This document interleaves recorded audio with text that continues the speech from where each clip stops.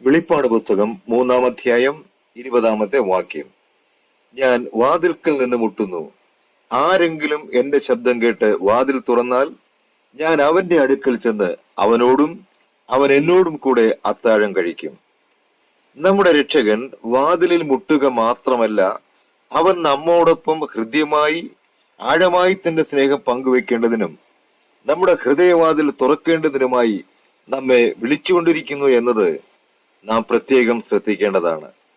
കർത്താവ് നമ്മെ വിളിക്കുന്നത് ജീവിതത്തിന്റെ സാഹചര്യങ്ങളിൽ കൂടി, അതായത് രോഗം, പല പരിശോധനകൾ, വേദന, സങ്കടം ഇവയിൽ കൂടെയൊക്കെ ആകാം. ദൈവകൃപ ആവശ്യമായിരിക്കുന്നുവെന്ന ബോധ്യം നമ്മിൽ ഉളവാകുവാനും അത് ദൈവിക കരങ്ങൾ ചലിപ്പിക്കുവാനും ഇടയാക്കുന്നു. ഹൃദയവാതിലിൽ നിന്നും മുട്ടി വിളിക്കുന്ന ശബ്ദം പരിശുദ്ധാത്മാവിൽ കൂടി വ്യക്തമായി വെളിപ്പെടുത്തി നമുക്ക് നൽകുന്ന നിർദ്ദേശമത്രേ അവൻ നമ്മിൽ പ്രവേശനം കാക്ഷിക്കുന്നു എന്ന വസ്തുത. അനേക വർഷങ്ങൾക്ക് മുമ്പ് ജോർജ് 5-ാമൻ രാജാവും രാജ്ഞിയും ഒരു ഒഴിവു ദിനത്തിൽ കടൽ തീരത്തുകൂടെ സവാരി ചെയ്തുകൊണ്ടിരിക്കവേ രാജ്ഞിയുടെ ഉള്ളൻകാൽ ഉളുക്കുവാനിടയായി.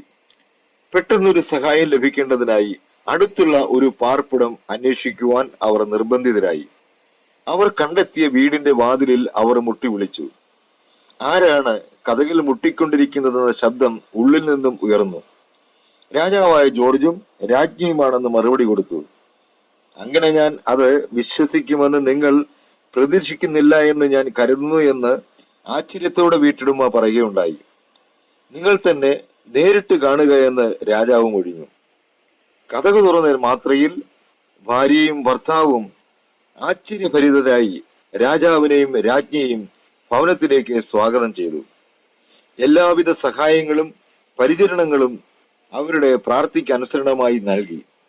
ഈ അനുഭവം അവരുടെ ജീവിതത്തിൽ അനേകരോട് അനേക വർഷം അഭിമാനത്തോട് പങ്കുവച്ചിരുന്നു.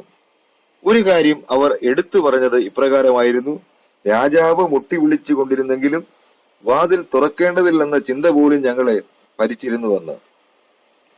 സ്വർഗീയ രാജാവ് നമ്മുടെ ഹൃദയവാതിൽക്കൽ നിൽക്കുന്നു. അവൻ ഉള്ളിൽ പ്രവേശനം കൊടുക്കുമോ?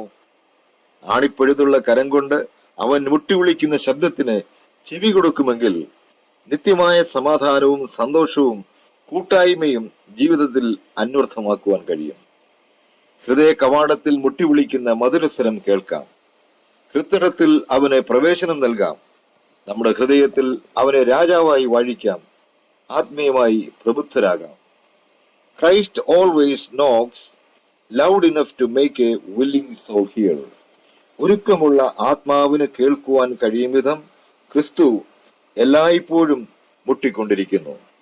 ദൈവമായ കർത്താവ് നമ്മേവരെയും അനുഗ്രഹിക്കുമാറാകട്ടെ.